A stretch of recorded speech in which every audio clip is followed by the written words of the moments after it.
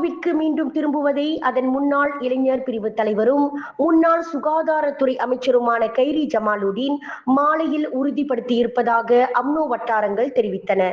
49 வயதான கைரி அம்னோவிற்கு திரும்ப போவதாக ஆருடங்கள் வலுத்து வந்த வேளையில் அம்னோவிற்கு மீண்டும் திரும்பும் தனது நோக்கத்தை கட்சியின் தலைவர் டத்தோ ஸ்ரீ அஹ்மத் ஜாஹித் ஹமியிடம் தெரிவித்து இருப்பதாக அந்த வட்டாரங்கள் குறிப்பிட்டன.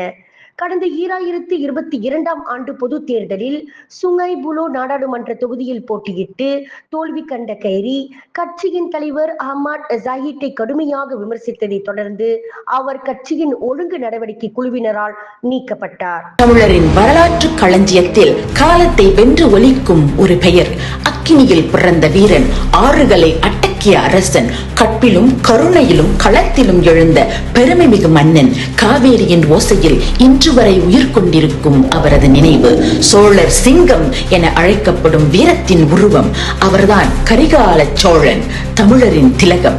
தேசிய நிலநிதி கூட்டுறவு சங்கத்தின் பேராதரவில் பஹாங் மாநில தமிழ் பள்ளி தலைமை ஆசிரியர் மன்ற இணை ஆதரவில் தமிழ்லோ மாவட்ட பொது இயக்கங்களின் கழகம் பெருமையுடன் வழங்கும் வரலாற்று இலக்கிய மேடை நாடகம் கரிகால சோழன் நவம்பர் 1ஆம் தேதி இரவு 7 மணிக்கு டேவான் சுங்வா மந்தகா பாங்கில் மலேசிய தமிழர் கலைமன்றத்தின் கலைஞர்களின் அற்புத மேடை படைப்பாக அரங்கேற உள்ளது. இந்த வரலாற்று சிறப்புமிக்க மேடை நாடகத்திற்கு சிறப்பு வருகை புரிகின்றனர் தேசிய நிலநிதி கூட்டுறவு சங்கத்தின் நிர்வாகி இயக்குனர் மதிப்பிற்குரிய டத்தோ சகாதேவன் அவர்கள். மந்தகா தொமர்லோ சுற்று வட்டார பொதுமக்கள் அனைவரும் இந்த பிரம்மாண்ட மேடை நாடகத்தை கண்டு மகிழ அன்போடு அழைக்கின்றோம். நுழைவு இலவசம். மேல் விவரங்களுக்கும் தொடர்புக்கும் 0129883637 அல்லது 0119554731 என்ற எண்களுடன் தொடர்பு கொள்ளவும்.